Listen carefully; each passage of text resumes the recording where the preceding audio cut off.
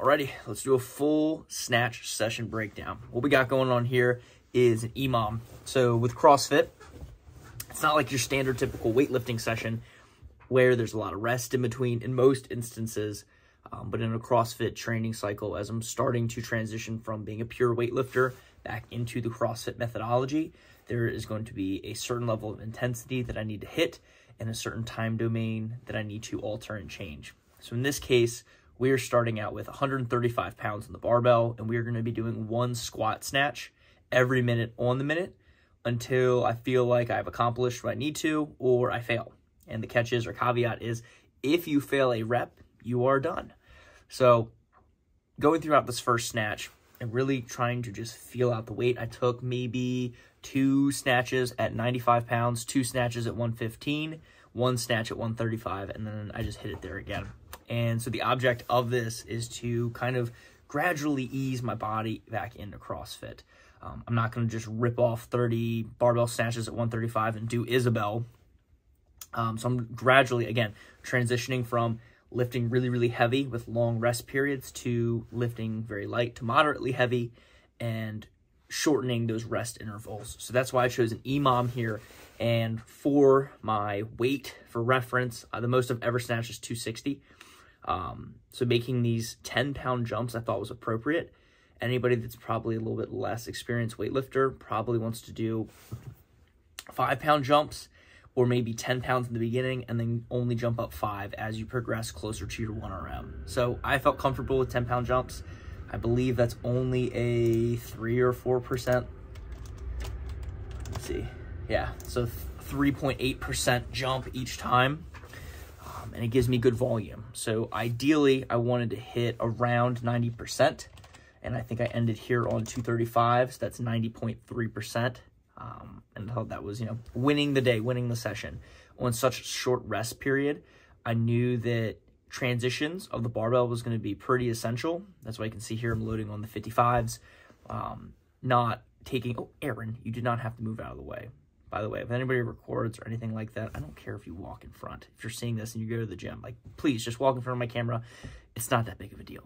But, and that's what I was telling her in the video there as we're locking in. I'm like, I don't care, walk in front. But into the next minute, we have 155 on the barbell. Again, I'm trying to really, really keen in on having quick turnover, using my legs to the best of my ability, and maintaining that straight back and posterior chain. Pretty happy with how the snatches looked. Especially early on and how I finished. 10-pound jumps are pretty comfortable. They feel pretty good, something I'm pretty confident, especially in those lighter weights.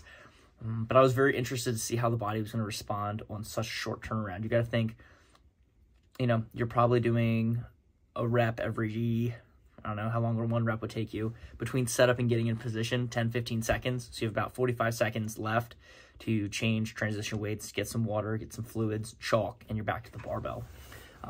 And one tip I would give to any lifter as you are progressing in the weight and you're achieving a higher percentage than what, well, not a higher percentage, but you're achieving a high percentage for what you can possibly lift, you're going to want to get into your setup earlier so you can utilize more of that minute once the rep is over. So I think that rep took me a total of like 8 seconds between when I got to the bar, when the minute hit, and then when the rep was over. Takes probably about 15 to 20 seconds to change. I have my change plates already laid out and ready. This shouldn't be an instance where you're going across the gym to grab more plates. Everything should already be laid out, building up to probably no more than 100% of your 1RM, but somewhere below that. I wasn't expecting to go for, say, a PR in this instance. So for context, I hit my first CrossFit Metcon, as you saw in a review video the day before. This is the morning after. I hit some back squats before this and then hit the snatch. And then in a part 2, I'm going to be doing my clean and jerk, where we were making some incremental jumps there and building up in the same scheme of an EMOM. So here we are, 175, looking pretty consistent. A little wiggle there with my left shoulder. I don't really know if I felt that on the lift. I can't really remember, but I know that I was feeling pretty confident, feeling pretty good. Nothing, no issues for now. So yeah, adding on 5s on each side. having everything set, and I'm already thinking about how I'm going to have to add on the 10s to go up another 10 pounds, so I'm getting those plates into position in a safe area or vicinity so I can just add those as need be. Again, body was feeling pretty good. This is probably 25 minutes after my back squat. I had like 405. I missed a rep at 425. That was not a smart move. Very fatigued from the day before. So again, today was more just like a test for the body. We hit 3 strengths: back squat, squat snatch, and then clean and jerk EMOM. Hit 1 Metcon and we called it a day. So here we are with 165. Arm bend, not too crazy. Caught that in a very, very strong position. Easy stand up, feeling good. Again, that's why I have the 10-pound plates lined up there, all ready to go. Simply strip off the 5, take the clip off, pop on the 10, and we're good to go. We're ready for the next rep. Let's see how much time we got on here. We got about a little over 30 seconds.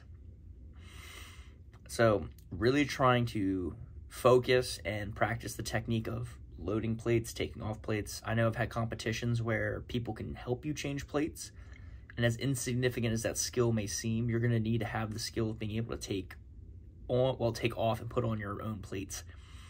Depending on what level of competition, if it's a qualifier, if it's in person, just simple things that aren't going to negate your performance that you can practice. Every skill counts, even the skill to put on and take off plates. So here we go. The weight's starting to get a little heavier now. This is oh my gosh, the last one was even 165. The last one I think was what was that, 75?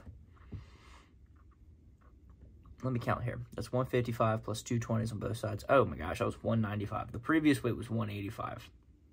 And now we're making the jump to 205. Sorry, my math was a little bit off here. I forgot about that 10 and the 5.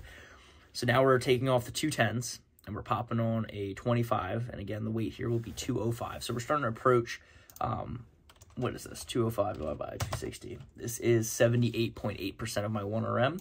This is right around the time where you really do want to maximize your rest, have the weights ready, and I would suggest you, again, changing your own plates. I wouldn't have somebody change these weights for you. I would have yourself to do them in order to, again, practice and kind of feel for a competition-esque setting, as we are preparing for the Open.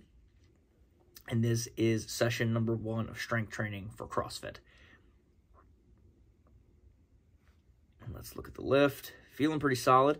Little bobble in the hole, but right around that 200-pound mark is where, for me, the weight starts to get real, and we have to lock in a little bit extra. Now, at this point, the legs felt fine.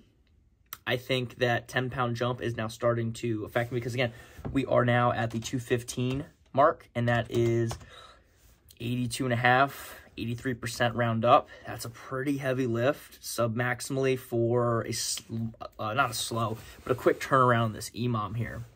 I'm at the chalk bucket with 20 seconds before my next lift. At this point, the plan was to get back to the barbell at 50, go through my routine, get set up, and at the 50 mark, be able to get to the barbell within a few seconds after the minute has started.